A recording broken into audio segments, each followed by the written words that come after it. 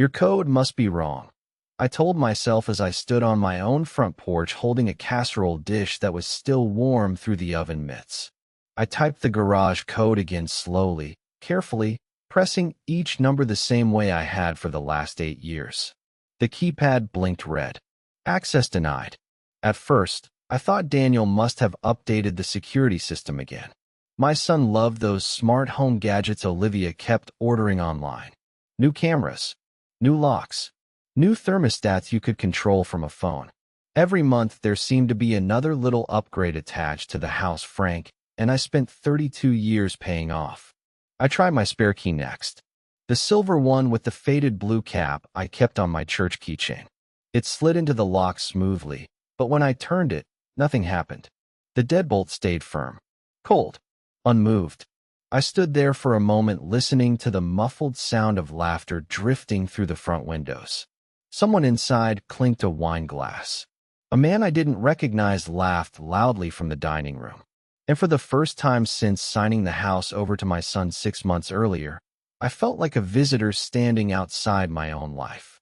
The porch light flicked on above me. The motion sensor still recognized my movement, even if the locks no longer did. Through the curtains, I caught a glimpse of the dining table. Olivia had changed the chairs again. The old oak set Frank built by hand was gone, replaced with cream-colored upholstered ones that looked too delicate for real family dinners. I shifted the casserole dish in my hands and knocked softly, not because I needed permission to enter, because suddenly it felt like I did. Olivia opened the door halfway, her smile appearing a second too late. "Margaret," she said carefully, as though she hadn't expected me. Behind her, I could smell rosemary chicken and expensive candles. The house smelled different now, less like coffee and cinnamon and more like some luxury hotel lobby. "My key isn't working," I said with a small laugh, trying to make it sound light. And the garage code changed. Olivia crossed her arms loosely against her sweater. "Oh, Daniel probably forgot to mention it." Forgot. Such a harmless little word. He thought it might be healthier if everyone called before stopping by. She continued gently. "Just for boundaries." Boundaries. I stared past her shoulder toward the hallway. The framed family portrait that used to hang beside the staircase was gone too. In its place hung a giant abstract painting in cold shades of gray. Somewhere deeper in the house, my granddaughter Sophie laughed, and a woman's voice answered her. Not mine. Olivia noticed me looking. "We're having a few people over tonight," she said. "Nothing formal." I nodded slowly, even though my chest suddenly felt too tight beneath my wool coat. "Of course," I whispered. Then I looked down at the casserole dish in my hands. The one Daniel used to request every Sunday since he was 12 years old. Olivia hesitated before finally saying, "You can leave that here if you want. Leave that here. Not come inside. Not stay for dinner. Just leave that here." The porch camera blinked blue above the door as I handed over the dish and stepped back into the cold Connecticut evening. And when Olivia quietly locked the door before walking away, I heard the deadbolt click from the other side, like the closing line of a conversation nobody planned to have with me out loud. I sat in my car for almost 20 minutes after leaving the house that night. The casserole dish was gone from my lap, but my hands still rested there like they were holding something fragile. Outside, the wind pushed dead October leaves across the church parking lot where I had stopped without really thinking.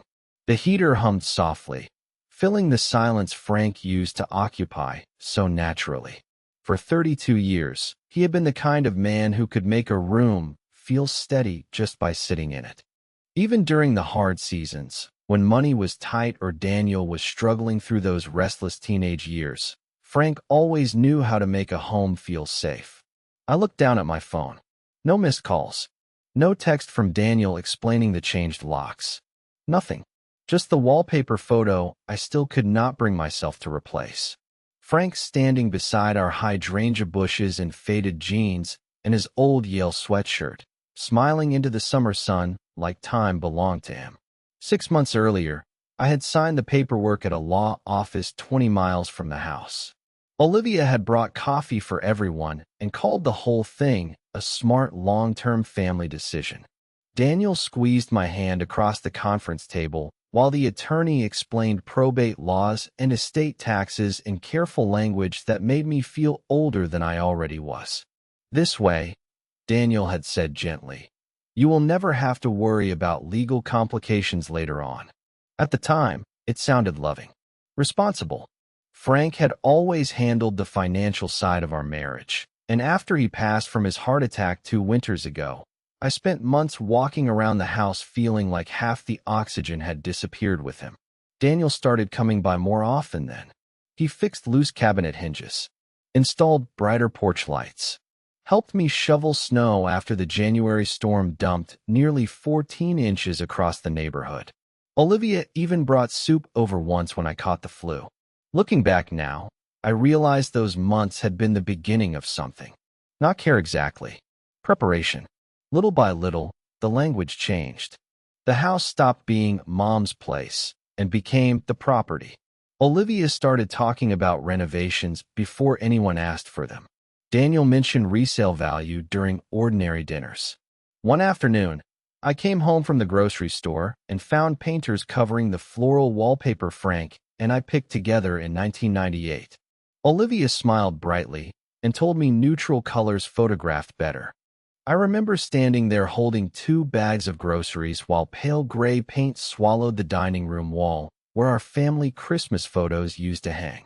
I told myself families changed. Houses changed too. That was normal. But sitting alone in the church parking lot that night, watching my breath fog faintly against the windshield, I finally allowed myself to admit something I had avoided for months. The house had not changed around me. It had slowly changed against me. 3 days passed before Daniel finally called me. His voice sounded overly cheerful in the way people sound when they already know they have done something wrong. Hey, Mom, he said quickly. Sorry about the other night. Olivia forgot to mention we changed the security settings. Forgot again. Another harmless little word wrapped around something sharp. I stood at my kitchen sink staring out at the empty bird feeder Frank used to refill every Sunday morning before church. It is all right, I answered quietly. I just wish someone had told me. There was a pause on the line. Not guilt exactly. More like inconvenience. We are just trying to create healthier routines, Daniel explained. You know, with the baby coming eventually and everything getting busier. The baby.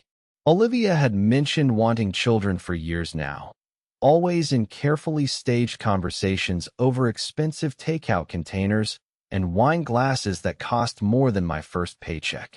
I congratulated him softly anyway because that is what mothers do even when something inside them feels bruised. After we hung up, I opened my refrigerator and stared at the untouched container of potato salad I had made for their dinner. The house felt painfully quiet. At 68, silence becomes its own kind of companion. Some days comforting, other days unbearable. I tried distracting myself with small routines. Laundry, grocery shopping, church volunteer work on Thursdays. But once you notice something changing, it becomes impossible to stop noticing it. The following Sunday, I drove past the house on my way back from the pharmacy. Not intentionally at first. At least that is what I told myself. The maple trees lining the neighborhood had turned deep orange by then, covering the sidewalks in thick leaves that reminded me of every autumn Daniel spent jumping into leaf piles Frank raked for him in the front yard. I slowed the car when I saw a moving truck parked outside the house. 2 men carried furniture through the front door, while Olivia stood on the porch holding a clipboard and coffee cup. I almost waved before I realized what they were carrying. The antique cedar chest from my bedroom. Frank built that chest himself during the summer of 1987 after Daniel was born. He spent 3 weekends sanding the wood in our garage, while country music played from an old radio balanced on a paint can. I pulled over across the street and watched silently as the movers carried it upstairs. A few minutes later, another item appeared. The cream-colored armchair from my reading corner. Then the lamp Frank bought me for our 25th anniversary. Little pieces of my life disappearing through the front door, while Olivia directed everything with calm, little gestures of her hand. She looked organized, efficient, completely at home. My phone buzzed suddenly in the cup holder beside me. A text from Olivia. Hi, Margaret. Just letting you know we are redesigning some of the upstairs spaces. Things might look different next time you stop by. Next time you stop by. Not come home. Not visit family. Stop by. Like I was a neighbor dropping off cookies once a year. I read the message 3 times before setting the phone face down in my lap. Then I looked back at the house Frank and I once filled with birthday candles, science fair projects, Christmas music, and late-night talks around the kitchen table. And for the first time, I realized they were not just redecorating rooms. They were slowly redecorating me out of the story entirely. The first time I realized even Sophie was changing around me happened on a rainy Tuesday afternoon in November. Daniel had dropped her off at my apartment while he and Olivia attended some work luncheon downtown. Sophie came in wearing little yellow rain boots and carrying the stuffed rabbit I bought her for her 4th birthday. She was 7 now, old enough to notice more than adults realized. "Grandma, can I have hot chocolate?" she asked as soon as she walked through the door. Her voice still carried the same sweetness it had when she used to crawl into my lap during thunderstorms at the old house. I made her hot chocolate exactly the way Frank used to make it for Daniel. Tiny marshmallows, a little cinnamon, extra whipped cream. Sophie sat at my kitchen counter swinging her legs while rain tapped softly against the windows. For a while, everything felt normal again. Safe. Then she said something that made my stomach tighten. So suddenly, I nearly dropped the spoon in my hand. "Mommy says your old room is going to be the nursery." I turned slowly from the stove. "My old room." Sophie nodded casually while tracing circles through the whipped cream with her spoon. "The room upstairs next to the blue bathroom. Mommy said they are repainting it because babies need calming colors." I stared at her small face, trying not to let my expression change. "My old room. Not Grandma's room. Not your room." As though I had already moved out years ago. As though I belonged to the past tense now. "That sounds nice," I said softly because children should never carry the weight of adult wounds. Sophie smiled again and took another sip. "Mommy says the house finally feels like theirs now." Finally. There was that word again. Tiny. Harmless. Cruel in ways nobody could point to directly. After lunch, Sophie asked if we could bake cookies the way we used to during Christmas weekends when Frank was alive. I still had the old recipe card tucked into my kitchen drawer, the one stained with vanilla and butter from decades of use. Frank used to joke that the card deserved its own family photo because it had survived longer than most of our appliances. Sophie stood on a chair beside me while we mixed dough together. Flour dusted her little sweater.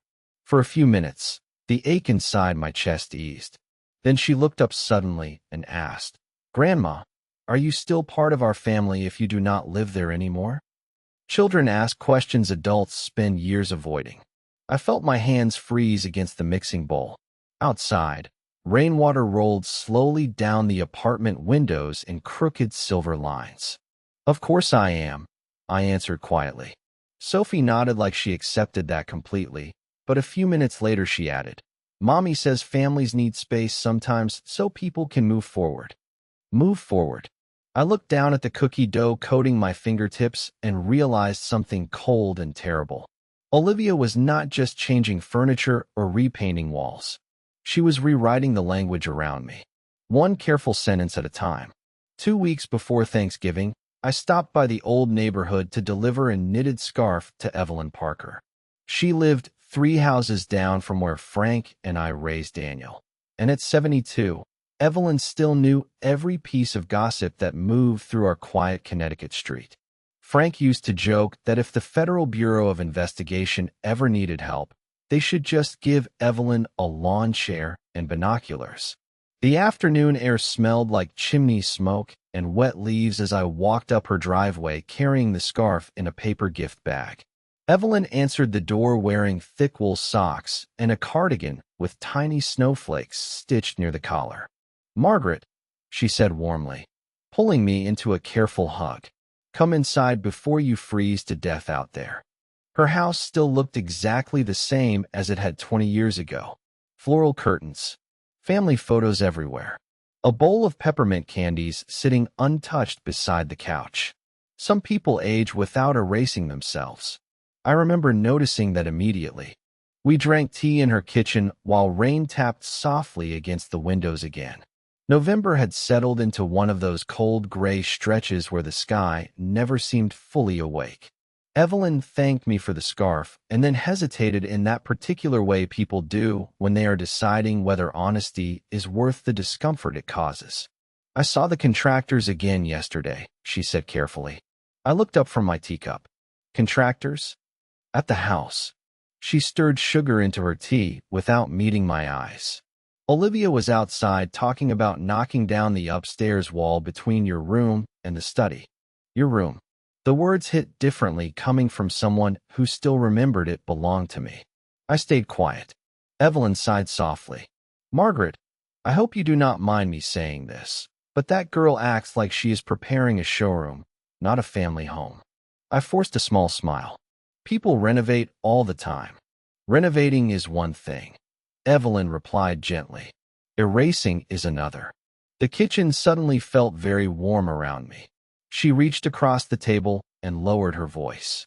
Last week I overheard Olivia talking to one of the workers. She said she wanted to modernize the house before spring because they were finally building their real future there. Real future. As though Frank and I had only built some temporary waiting room for them to improve later. I stared down at the steam rising from my tea.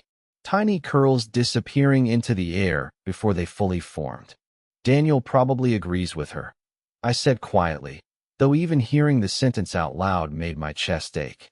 Evelyn looked at me for a long moment. Margaret, can I ask you something honestly? I nodded. When was the last time your son spoke about that house like it still belonged to your family instead of his wife's plans? I opened my mouth to answer immediately, then stopped. Because suddenly I could not remember. Not one recent conversation. Not one. Only property taxes. Renovations. Resale value. Nursery colors. Boundaries. I left Evelyn's house an hour later carrying an emptiness much heavier than the paper gift bag I arrived with. As I drove past my old street corner, I noticed the porch light glowing warmly through the front windows of the house Frank built for us in 1989. From the outside, it still looked exactly like home. That was the cruelest part. Thanksgiving arrived cold and bright that year, with the kind of pale morning sunlight that makes everything look sharper than usual. I woke before dawn out of habit and stood quietly in my apartment kitchen making pumpkin pies from the same recipe Frank's mother taught me in 1981. Cinnamon, nutmeg, real whipped cream by hand, because Frank always said topping tasted like sweetened air. By 9 o'clock, the apartment smelled warm and familiar enough to make me forget certain things for a little while. Daniel had invited me to dinner at the house that afternoon. Not warmly exactly, but politely, like fulfilling an obligation. We are keeping it small this year, he said over the phone 2 days earlier. Just family. I remember staring at the word family after we hung up, wondering whether I still belonged inside it or simply near it. I arrived carrying 2 pies balanced carefully in my arms while icy wind rattled the bare tree branches overhead. Olivia opened the door wearing cream-colored cashmere and the same polished smile she used whenever other people were watching. Margaret, she said brightly. Perfect timing. The house looked almost unfamiliar now. The hallway walls had been repainted soft gray. New framed artwork replaced old family photographs. Even the scent had changed again. Vanilla candles, rosemary, expensive furniture polish. No trace of Frank's coffee or cedarwood aftershave remained anywhere. Sophie ran toward me from the living room and hugged my waist tightly. Grandma brought pie, she announced happily.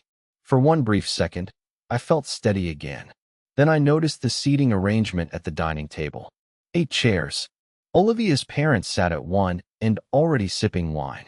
A young couple I did not recognize stood near the kitchen island discussing ski trips to Vermont. Daniel moved around refilling drinks while Olivia directed everything calmly from the center of the room like a hostess at a restaurant opening. My old chair beside the window was gone. In its place sat a decorative wooden cabinet topped with candles and framed photographs from Olivia's side of the family. I stood there quietly holding the pie plate a little too long. "Oh," Olivia said casually when she noticed me looking. "We needed more space for serving dishes this year." More space. Another harmless little phrase. Daniel kissed my cheek distractedly before handing me a glass of sparkling water. "You can sit over there, Mom," he said, pointing toward a chair near the kitchen entrance. Not at the table exactly. Near it. Throughout dinner, conversations flowed around me instead of with me. Investment properties, baby names, renovation timelines. Olivia's mother complimented the nursery paint samples, while Daniel discussed opening up the upstairs floor plan in spring. Nobody asked how I was sleeping lately. Nobody mentioned Frank. Halfway through dessert, Sophie climbed into my lap and whispered, "Grandma, Mommy says the house is finally becoming modern now." I smiled gently and brushed a curl behind her ear. But something inside me settled cold and still at that exact moment. Because suddenly I understood the truth with painful clarity. They were not waiting for me to leave anymore. In their minds, I already had. December arrived with early snow that dusted the sidewalks white before sunrise and left the whole town smelling faintly of chimney smoke and pine. Every year since Daniel was little, I had decorated sugar cookies with Sophie the first Saturday of December. It was one of those traditions that survived everything else. College years, busy jobs, Frank's long hospital visits during his final winter. Some rituals become emotional landmarks. You trust them to stay standing when other things fall apart. That Saturday morning, I waited in my apartment with cookie dough already chilled in the refrigerator and old Christmas records playing softly in the background. I even wore the faded red cardigan Sophie once called my Mrs. Claus sweater. By 10:30, nobody had arrived. I checked my phone twice before finally texting Daniel. "Is Sophie still coming for cookies today?" The typing bubble appeared almost immediately, then disappeared, then appeared again. Finally his message came through. "Sorry, Mom. Olivia already made other holiday plans for today." Other plans. I stared at the message while Nat King Cole sang quietly from the living room speaker about chestnuts roasting on an open fire. My kitchen suddenly felt too small and too quiet at the same time. Around noon, I made myself tea and tried reading, but something restless kept pulling at me. By 2 o'clock, I made the mistake of opening social media. There they were. Olivia had posted an entire album titled Annual Family Christmas Tradition. Sophie sat at a giant table inside some upscale holiday bakery downtown, surrounded by decorated sugar cookies and hot chocolate mugs piled with whipped cream. Daniel smiled beside her wearing the green flannel shirt I bought him 3 Christmases ago. Olivia stood at the center of every photo, glowing beneath twinkling lights, while her parents laughed beside them. Family Christmas tradition. I looked closer at the pictures. Not one empty seat. Not one sign anyone thought to include me. What hurt most was not the exclusion itself. It was the replacement. They had quietly taken pieces of my life and reassigned ownership without ever saying it aloud. The cookie tradition, Thanksgiving seating, the nursery, even the language around the house. Olivia never fought me directly because she did not need to. She simply kept repositioning me further and further outside the frame until eventually everyone adjusted to the new picture. My phone rang suddenly around 4 that afternoon. "Daniel." I let it ring twice before answering. "Hey, Mom," he said quickly. "Did you see Olivia's photos?" The bakery thing was kind of last minute. I stayed quiet. Snow drifted slowly past my apartment window behind me. "You could have told me Sophie would not be coming," I said softly. Another pause. "Yeah," he admitted. "I guess we forgot. Forgot again. Always forgotten. Never confronted. Never discussed honestly. Just gently erased through 1,000 small omissions nobody could technically call cruel." I closed my eyes for a moment and listened to Daniel breathing on the other end of the line like a stranger trying to sound familiar. Then I asked something I had been afraid to say out loud for months. "Daniel," I said quietly, When did your wife become the author of our family memories? The silence that followed lasted so long, I almost thought the call had disconnected. 3 days before Christmas Eve, I received a voicemail from a number I almost ignored. The voice on the message was older, careful, familiar in a distant way. Margaret, this is Richard Bennett, Frank's attorney. I was hoping you might have time to stop by my office before the holidays. There is something regarding Frank's estate I believe you should understand personally. I listened to the message twice while standing in the frozen food aisle at the grocery store. Richard Bennett had handled Frank's legal paperwork for nearly 20 years. He was the kind of attorney who still mailed handwritten Christmas cards and wore wool overcoats that smelled faintly like cedar and old books. Frank trusted him completely. The next morning, snow covered most of downtown Hartford in soft gray slush by the time I parked outside Richard's office building. The waiting room looked exactly the same as it had during the estate meeting after Frank died. Leather chairs, brass lamps, a grandfather clock ticking quietly near the reception desk. Some places preserve memory better than people do. Richard stood when I entered his office and gave me a long look that felt more compassionate than professional. Margaret, he said softly, you look tired. I managed a small smile. I think grief just changes shape after a while. He nodded like he understood that completely. After a few moments of quiet conversation, Richard opened a thick file folder resting on his desk. Frank's handwriting appeared immediately across one of the pages. Seeing it again made my chest tighten before I could stop it. Before your husband passed, Richard began carefully. He updated several estate protections regarding the property transfer. I frowned slightly. The transfer already happened. Yes, Richard replied. But Frank was very specific about something. He slid a document toward me slowly.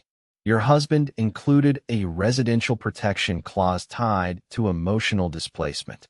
I stared at him. I do not understand. Richard folded his hands together. Frank worried that once ownership transferred, you might eventually be pressured out of the home emotionally rather than legally. He insisted on language protecting your permanent right of residence and your financial interest in the property if coercive exclusion ever occurred. The office suddenly felt too quiet. Outside the window, snow drifted past the glass in slow white streaks. What exactly counts as coercive exclusion? I asked carefully. Richard held my gaze for a moment before answering. Changing security access, restricting entry, repositioning living spaces, creating documented patterns that effectively remove you from the home without formal eviction. My hands went still against my lap. The changed locks, the removed bedroom, the messages about boundaries. Richard sighed softly. Frank anticipated more than you realize, Margaret. I looked back down at Frank's handwriting on the document. Firm, steady, familiar. He had known me well enough to predict I would try to endure things quietly rather than fight.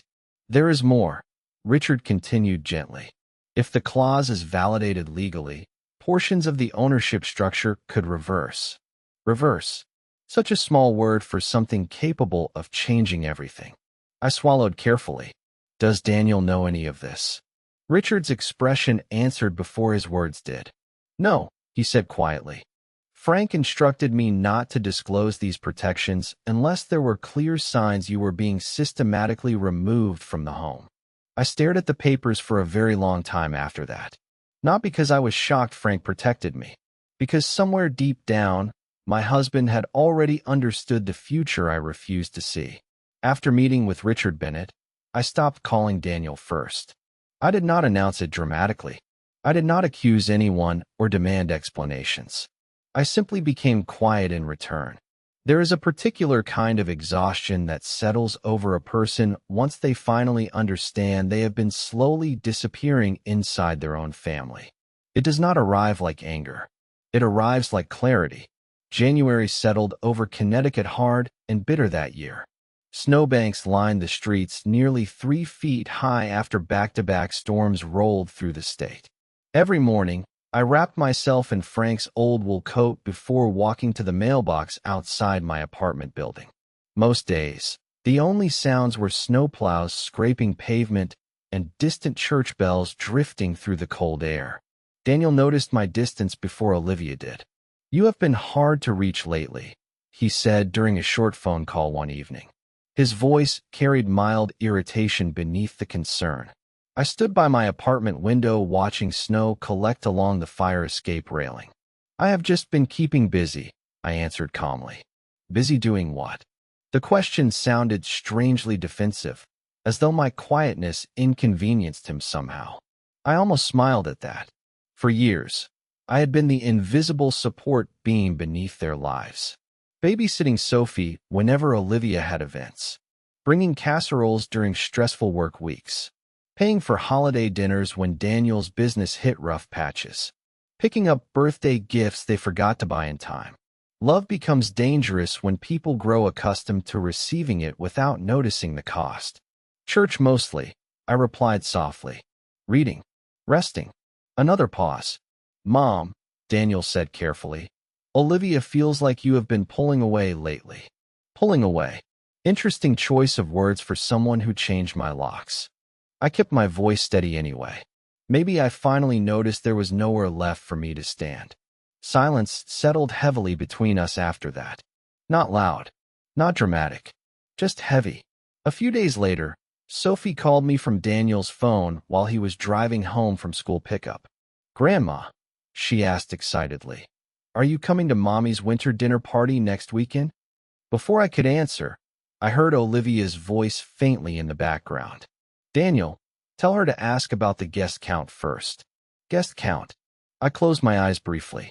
Frank used to invite strangers to our holiday table if he thought they looked lonely. Now I needed approval to attend dinners inside the home where my son learned how to walk. "I am not sure yet, sweetheart," I answered gently. "Well, Mommy says seating is tight because the dining room changed," Sophie continued innocently. "My old spot is where the wine station goes now." My old spot. Even Sophie said it naturally now, as though repetition had turned the story official. That night, I sat alone at my kitchen table, turning Richard Bennett's business cards slowly between my fingers while the apartment heater clicked softly behind me. Frank had not protected me because he expected revenge. He protected me because he understood something I had spent months refusing to admit. People who erase you quietly often believe silence means they are succeeding. They rarely consider silence might also mean someone is finally paying attention. The winter dinner party took place on a Saturday evening during the first week of February. Snow covered the neighborhood in smooth white layers that reflected the porch lights softly across the street. I almost did not go. Not because I was afraid of Olivia anymore, but because somewhere along the way, attending gatherings inside that house had started to feel like visiting a museum exhibit dedicated to a version of my family that no longer included me. Still, Sophie had called twice asking if I would come, and I could never say no to her voice. When I arrived, the driveway was already crowded with luxury sedans dusted in snow. Through the windows, I could see people moving beneath warm golden lighting while jazz music drifted faintly through the glass. Olivia opened the door wearing a fitted ivory dress and the same calm expression she always carried when she believed she was completely in control of a room. "Margaret," she said pleasantly, "you made it. Not I am glad you are here. Just acknowledgement. Like checking a name off a guest list." The house looked almost entirely transformed now. The upstairs staircase had been refinished darker. The family room furniture replaced. Even the old grandfather clock Frank inherited from his father was gone. In its place stood a sleek white bookshelf filled with decorative objects nobody in our family would ever actually use. I stood quietly near the entryway, removing my gloves while guests chatted around me about ski resorts, private schools, and kitchen renovations. Nobody asked about Frank anymore. It was as though his entire existence had been gently packed away with the old wallpaper and cedar chest. During dinner, Olivia floated effortlessly between conversations, refilling wine glasses and discussing nursery plans with another couple seated nearby. "We are finally turning the house into something that reflects us," she said with a polished smile. Reflects us. Daniel nodded beside her while cutting into his steak. Then Olivia laughed softly and added the sentence that finally changed something inside me permanently. Honestly, the house carried so much emotional heaviness before. It feels lighter now. Several guests gave uncomfortable little smiles into their drinks. Daniel shifted slightly in his chair, but said nothing. Not one word. I looked down at the linen napkin folded neatly in my lap while the room buzzed around me. Emotional heaviness. That was what 32 years of marriage had become to her. Christmas mornings. Family dinners. Frank reading bedtime stories upstairs while I cleaned flour from the kitchen counters. Heavy. Disposable. Inconvenient to the aesthetic she wanted. A few minutes later, one of Olivia's friends glanced toward me awkwardly and asked, "So, Margaret, where do you live now?" Now. Such an innocent word capable of carrying enormous cruelty. Olivia answered before I could. She downsized after the transfer. It really worked out best for everyone. Worked out best. I finally lifted my eyes and looked directly at my son across the candlelit table. Did it? I asked quietly. The entire room fell still. Daniel opened his mouth slightly, but no answer came. Because for the first time all evening, someone had interrupted the story Olivia spent 2 years carefully writing around me. And the silence on my son's face revealed something even colder than betrayal. He no longer knew which version of the truth he belonged to. 3 days after the dinner party, Daniel showed up at my apartment unannounced just after sunset. I heard his footsteps outside before the knock came. Heavy, hesitant, familiar in a way that made my chest ache before I even opened the door. He stood there wearing the same navy wool coat Frank bought him years earlier, snow melting slowly across the shoulders. For one impossible second, he looked like my son again instead of someone slowly drifting into a life that no longer had room for me. "Can I come in?" he asked quietly. I stepped aside without answering. The apartment smelled faintly of tomato soup and lavender hand cream. Small things. Quiet things. The kind of home nobody photographs for social media. Daniel sat at my kitchen table while I poured coffee into 2 mismatched mugs Frank and I bought during a road trip through Vermont almost 20 years ago. He looked around the apartment carefully, taking in the narrow windows, the small dining nook, the stack of library books beside my chair. "This place feels temporary," he said after a long silence. I almost laughed at that. Temporary. As though grief had not already made every place in my life temporary long before this apartment ever existed. "Why did you come, Daniel?" I asked gently. He rubbed his hands together slowly. "Olivia thinks things have become tense between everybody." Tense. Another careful little word standing where honesty should have been. I sat across from him quietly and waited. "She feels like you resent the changes at the house," he continued. "And honestly, Mom, sometimes it feels like you blame her for everything." I looked at my son for a very long time before answering. Snow tapped softly against the kitchen window behind him.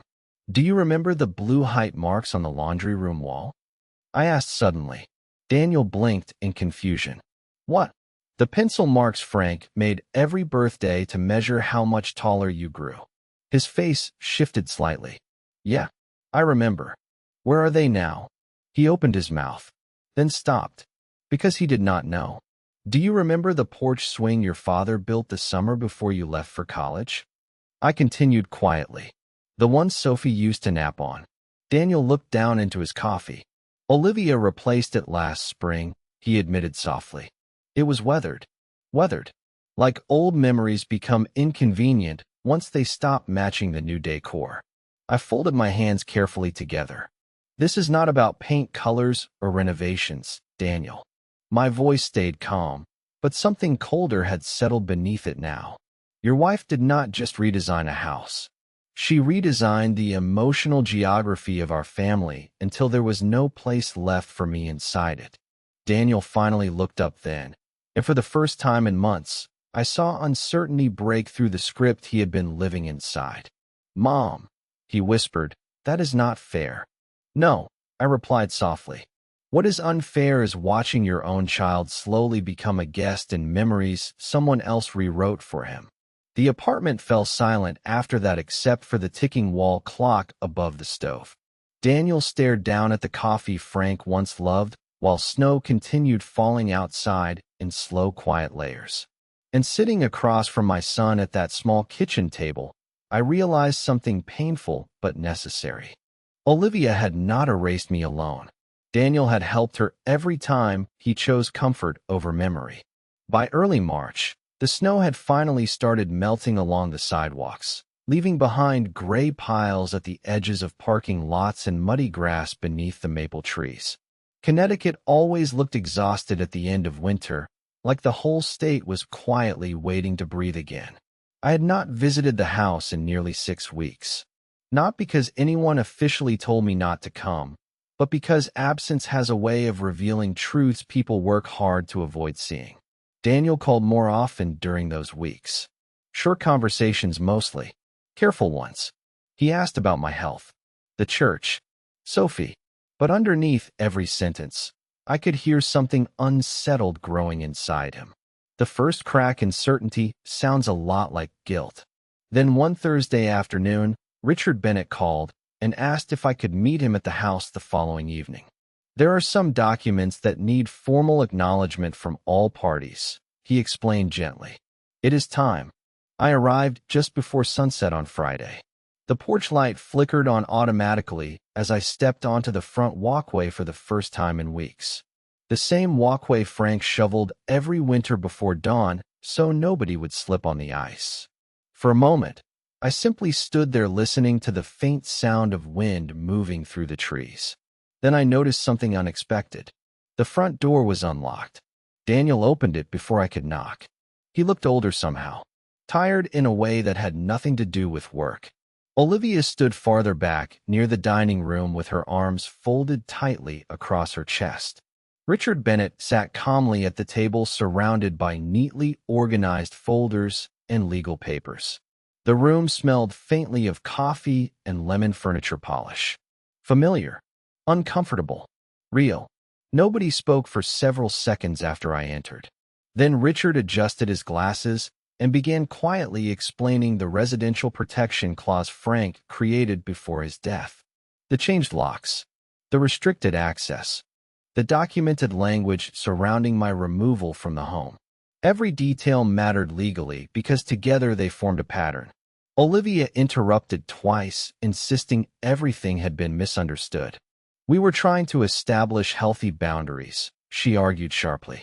Richard simply nodded politely before sliding another document across the table. Intent does not erase effect, he replied calmly. Silence followed. Heavy silence. The kind that finally forces people to hear themselves clearly.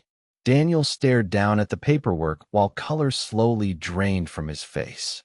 Dad knew this could happen, he asked quietly. Richard looked at him carefully.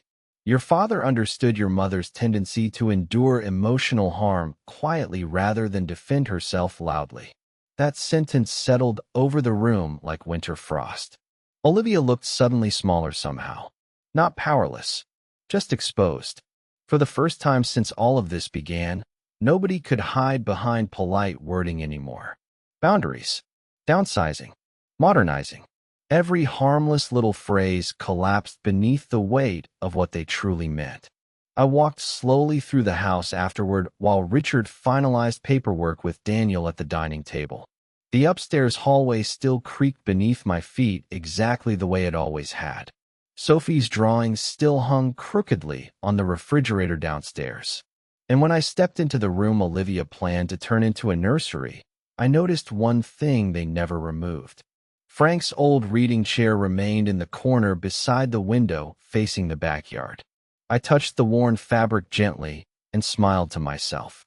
Some things survive because they belong too deeply to be erased. When I left the house that evening, the spare key rested quietly in my coat pocket again. But the funny thing about keys is this. They only stop working when someone forgets who opened the door for them in the first place.